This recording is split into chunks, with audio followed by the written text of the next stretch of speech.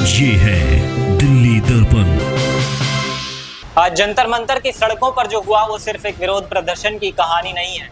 आज जो तस्वीरें सामने आई हैं, सुबह तड़के एक बड़े एक्टिविस्ट को जबरदस्ती स्टेज से उठाकर अस्पताल ले जाना, दोपहर में एक युवा नेता का फूट फूट कर रोना और फिर अचानक एक स्याही का हमला, ये सब केवल स्वतंत्र घटनाएं नहीं है। आज हम इन कड़ियों को जोड़कर उस क्यों को डिकोड करने की कोशिश करेंगे जो शायद इस सब के पीछे चल रहा है। और इस पूरी घटना में एक ऐसा चौंकाने वाला प्रशासनिक मोड़ जुड़ चुका है जिसे नजरअंदाज करना मुश्किल है। मैं हूं असद अहमद और आप देख रहे हैं दिल्ली दर्पण टीवी। कल यानी शुक्रवार 17 जुलाई को केंद्र सरकार ने एक बेहद हैरान करने वाला फैसला लिया। दिल्ली पुलिस के कमिश्नर सतीश गोलचा को अचानक उनके पद से हटा दिया गया। उनकी जगह कमान सौंपी गई स्पेशल डायरेक्टर ऑफ आईबी रहे अनुराग कुमार को, जिन्होंने कल दोपहर ही आनन फानन में चार्ज संभाला और ठीक उसके अगले दिन यानी आज शनिवार सुबह जंतर मंतर पर वो सब कुछ हो गया जो पिछले 21 दिनों से नहीं हुआ था। 21 दिनों से अनशन पर बैठे सोनम वांगचुक को सुबह सफदरजंग अस्पताल ले जाया गया। ऐसे में एक बड़ा सवाल उठना लाजमी है, क्या इस अचानक हुए फेरबदल के बीच सिर्फ एक रूटीन ट्रांसफर था या फिर 20 तारीख के चलो संसद मार्च से पहले दिल्ली की कानून व्यवस्था को एक नया और सख्त कप्तान देना था। अब आते हैं उस बड़े एंगल पर जिसे लेकर आज सोशल मीडिया से लेकर जमीन तक हर कोई चर्चा कर रहा है।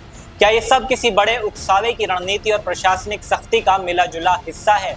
गलियारों में चर्चा इस बात की भी है कि क्या पूर्व कमिश्नर सतीश गोलचा छात्रों और इस आंदोलन के खिलाफ उतनी सख्ती बरतने के पक्ष में नहीं थे जितनी शायद इस नाजुक मोड़ पर ऊपरी ताकतें चाहती थीं? क्या इसी नरमी की वजह से उन्हें हटाया गया और जैसे ही अनुराग कुमार ने कार्यभार संभाला ठीक अगली सुबह ग्राउंड पर एक बड़ा एक्शन देखने मिला? इतिहास गवाह है, जब भी किसी बड़े आंदोलन की दिशा बदलनी होती है तो उसके दो ही तरीके होते हैं, या तो कड़ा प्रशासनिक दबाव या फिर भीड़ का सब्र तोड़कर उसे अहिंसक से हिंसक कर देना। क्योंकि जब तक एक छात्र के हाथ में तिरंगा, किताब और फूल है तब तक उस पर लाठी चलाने का कोई नैतिक अधिकार किसी के पास नहीं। तो आज जंतर मंतर पर जो भी कुछ हुआ, सुबह की वो अफरा तफरी और फिर दोपहर में अभिजीत दीपके पर हुआ स्याही का हमला, क्या वो छात्रों के सब्र का इम्तिहान लेने के लिए था? क्या मंशा ये थी कि युवा नए कमिश्नर की सख्त प्रशासनिक घेराबंदी और उकसावे में आकर जोश में कोई ऐसी गलती कर बैठे जिससे सरकार को ये कहने का मौका मिल जाए कि देखिए ये कानून व्यवस्था के लिए खतरा है और अब हमें बल प्रयोग करना पड़ेगा? लेकिन पत्रकारिता का धर्म हमें दोनों पहलुओं को देखने की इजाजत देता है। अगर हम इस सिक्के का दूसरा पहलू देखें तो क्या ये जरूरी है कि हर घटना के पीछे कोई गहरी साजिश हो? प्रशासनिक एंगल से देखें तो नए कमिश्नर अनुराग कुमार पर चार्ज संभालते ही एक बहुत बड़ा दबाव है। ठीक 48 घंटे बाद संसद का मॉनसून सत्र शुरू होने वाला है और देश की सुरक्षा एजेंसियां हाई अलर्ट पर हैं।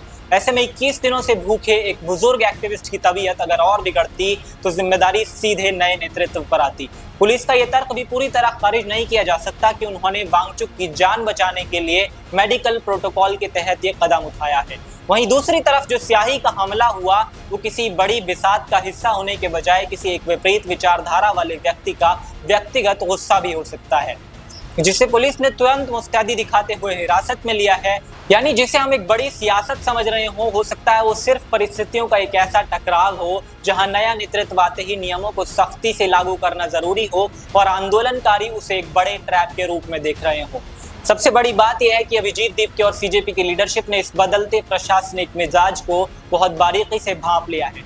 दीपके का खुद मंच पर भावुक होना, लेकिन तुरंत अपने समर्थकों से शांति बनाए रखने की अपील करना और खुद भूख हड़ताल पर बैठ जाना दिखाता है कि आंदोलनकारी इस आंदोलन को हिंसक होने की छूट नहीं देना चाहते। वो जानते हैं कि उनकी सबसे बड़ी ताकत उनकी शांति ही है।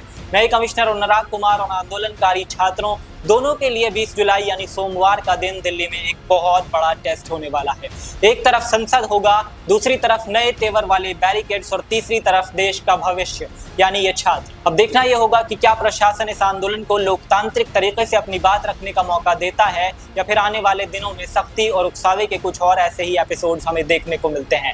अभी के लिए इतना ही। ऐसी ही अपडेट्स के लिए जुड़े रहें दिल्ली दर्पण टीवी के साथ। लेटेस्ट खबरों के लिए सब्सक्राइब करें हमारा YouTube चैनल या फिर लॉग ऑन करें www.delhidarpantv.com। खबरों की कवरेज और विज्ञापनों के लिए संपर्क करें।